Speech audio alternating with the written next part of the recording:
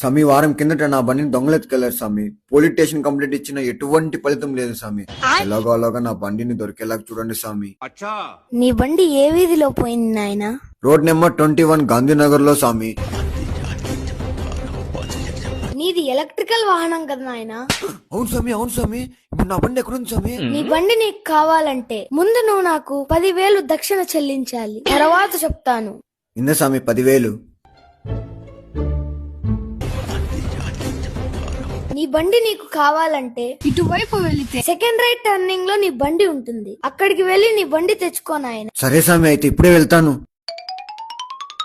అదేంట్రా, కష్టపడి వాడి బండిని దొంగలిస్తే మళ్ళీ వాడికే ఇచ్చేస్తున్నావు? నీకేమన్నా మెంటలా? ఆ బండిని అమ్మేయాలని వెళ్తే ఆ బండికి ఎంత డబ్బులు ఇస్తామన్నారా? 5,000. అంతకు మించి ఒక్క రూపాయి కూడా ఎక్కువ ఇవ్వమన్నారు. ఇప్పుడు వాని బండిని వానికే 10,000 కమ్మినా. అదే రాయి ఋత్విక్ గాడంటే. సూపర్ రా నువ్వు.